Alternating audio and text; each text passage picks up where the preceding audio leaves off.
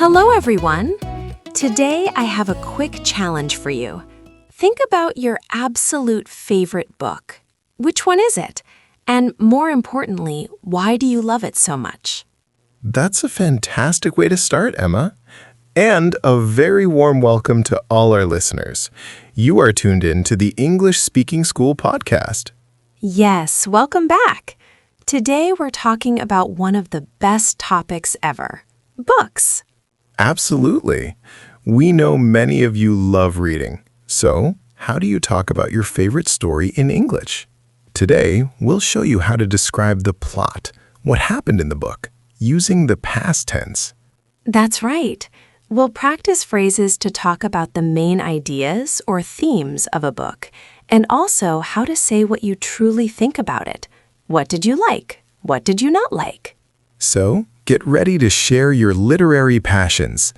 We'll help you discuss your favorite stories and share your opinions clearly and confidently. Let's dive in. So, to get you started on today's challenge, thinking about your favorite book, if you enjoyed these kinds of language challenges, make sure you hit that subscribe button. Absolutely. Subscribing means you won't miss any of our episodes.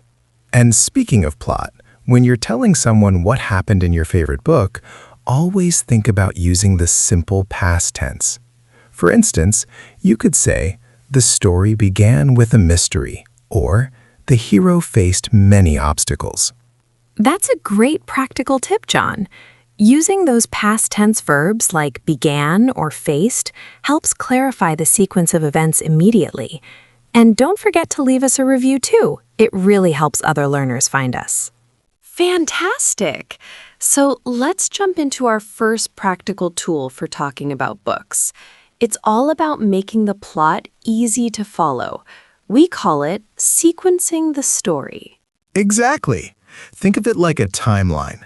When you're explaining what happened in your favorite book, you want to guide your listeners step by step.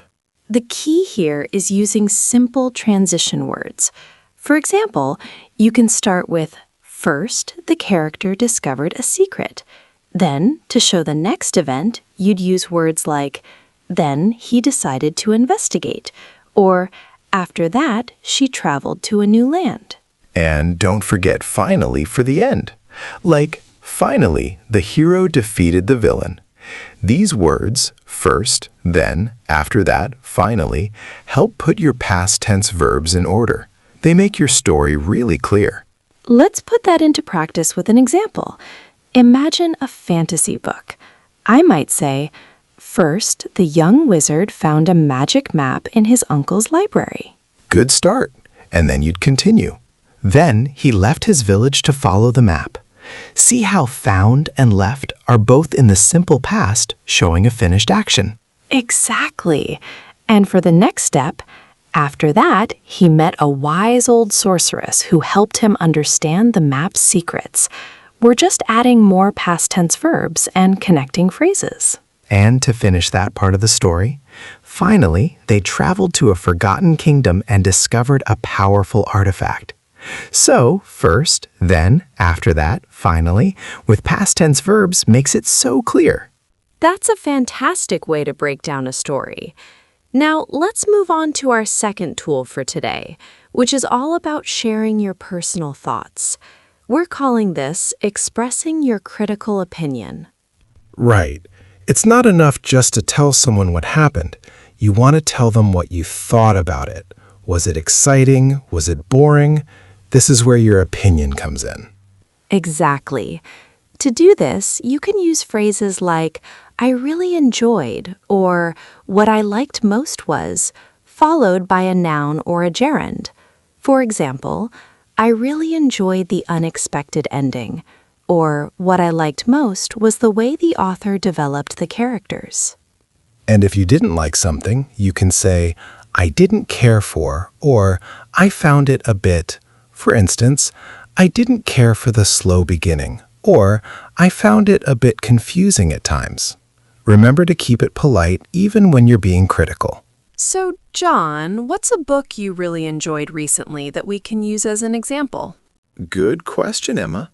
I recently reread The Alchemist. First, the main character, Santiago, had a recurring dream about treasure. Ah, yes. Then he decided to travel to Egypt to find it, leaving his comfortable life behind. Exactly. I really enjoyed how the author focused on themes of destiny and listening to your heart. It was very inspiring. I agree. What I liked most was the journey itself and the different people he met who helped him understand his purpose. Yes, but I found the ending a bit too simplistic. I didn't care for how neatly everything wrapped up. That's a fair criticism. Sometimes a more complex resolution can be more satisfying. Definitely. It made me think about other books with open endings. Notice how we used first, then, and phrases like I really enjoyed and I didn't care for to talk about the book. And don't forget all those simple past tense verbs like had, decided, and met to describe the plot. All right, listeners, remember that challenge we gave you at the very beginning of the episode, thinking about your favorite book? Now it's your turn. Take your favorite book and try to describe its plot using those sequencing words we talked about. Start with, first the character did this, and then use, then they went there. And after that, something else happened. Don't forget finally for the end. Yes, absolutely. And after you've sequenced the story, share your opinion. Tell us what I liked most was, or I really enjoyed. And if there was something you didn't love, try I didn't care for, or I found it a bit. The key is practicing those simple past tense verbs like happened, went, and loved while you're connecting your ideas with words like first and then. You've got all the tools now. Now that we've given you all these tools, let's talk about some common mistakes people make when trying to describe their favorite book and how to fix them. That's a great idea, Emma. One of the biggest mistakes is forgetting to use the simple past tense when talking about the plot. People often slip into the present tense. Exactly. They might say, the hero goes on an adventure, instead of the hero went on an adventure.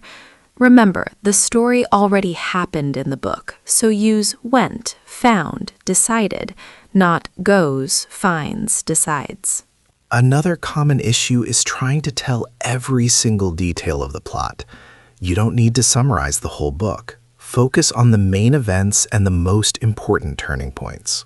Yes, pick 2 or 3 key events. For example, first the detective discovered a clue. Then he followed a suspect. Finally, he solved the mystery. Keep it concise, not a chapter-by-chapter summary. And when expressing opinions, sometimes learners are too general. They just say, it was good or it was bad. Try to be more specific. Instead of it was good, say, what I liked most was the surprising plot twists, or I really enjoyed how the main character grew throughout the story. Give a reason for your opinion, using descriptive words. Absolutely. And don't forget those sequencing words. Without first, then, and after that, your story can sound a bit jumbled. They are like signposts for your listener. So, to recap, use simple past tense for plot, summarize key events, be specific with your opinions, and use sequencing words. Avoid these common mistakes and you'll sound much clearer. Well, listeners, we've covered a lot today. You're now equipped to talk about your favorite books with much more confidence. That's right. To quickly recap the most important tools we discussed, first, always use the simple past tense when describing events from the plot. Words like went, found, decided.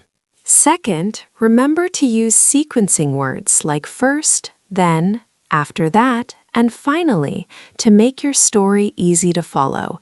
They really guide your listener through the narrative. And third, don't be shy about expressing your opinion using phrases such as, I really enjoyed, or I found it a bit. Remember to back up your feelings. So, for your quick challenge today, pick a friend or family member and tell them about your favorite book, or theirs, but make sure to use at least one sequencing word and one opinion phrase from today's lesson.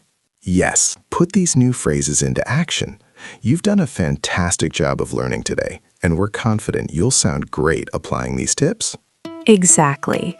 Keep practicing, keep reading, and keep speaking English. Thank you for joining us on the English Speaking School podcast. We'll talk to you again soon.